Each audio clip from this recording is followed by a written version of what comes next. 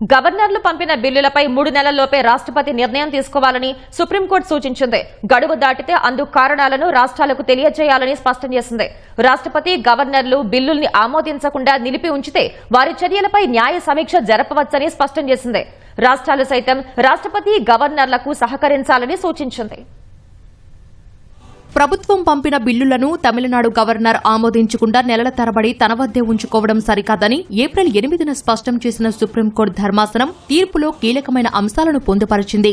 415 పేజీలున్న తీర్పు ప్రతిని సుప్రీంకోర్టు వెబ్సైట్లో అందుబాటులో ఉంచారు. ఆ తీర్పులో justice JB Pardiwala, justice R మహదేవన్లతో కూడిన ధర్మాసనం కీలక సూచనలు చేసింది. పరిశీలన కోసం గవర్నర్లు పంపిన బిల్లులపై 3 నెలల్లోపే రాష్ట్రపతి నిర్ణయం తీసుకోవాలని సూచించింది. 3 నెలల వ్యవధి దాటి ఏదైనా ఆలస్యం జరిగితే అందుకు గల కారణాలను రాష్ట్రాలకు తెలపాలని ధర్మాసనం తేల్చి చెప్పింది. రాష్ట్రాలు సైతం గవర్నర్లు రాష్ట్రపతికి సహకరించాలని, బిల్లులపై వారు అడిగిన ప్రశ్నలకు సమాధానాలు ఇవ్వాలని సూచించింది.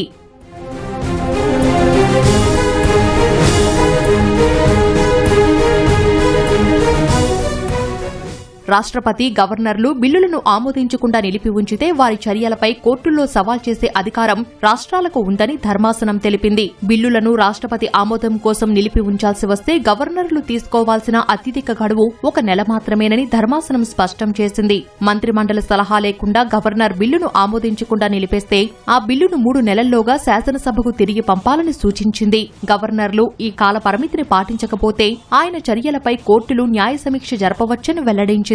మంత్రిమండలి సూచనల మేరకు పనిచేయడం తప్ప గవర్నర్లకు విచక్షణ అధికారాలు ఏమీ లేవన్న ధర్మాసనం రాజ్యాంగంలోని 200వ అధికరణం కూడా ఇదే విషయాన్ని స్పష్టం చేస్తోందని వివరించింది. రెండోసారి పంపిన బిల్లును రాష్ట్రపతి ఆమోదం కోసం రిజర్వు చేసి ఉంచే అధికారం గవర్నర్కు లేదని సుప్రీంకోర్టు ధర్మాసనం తీర్పులో పేర్కొంది.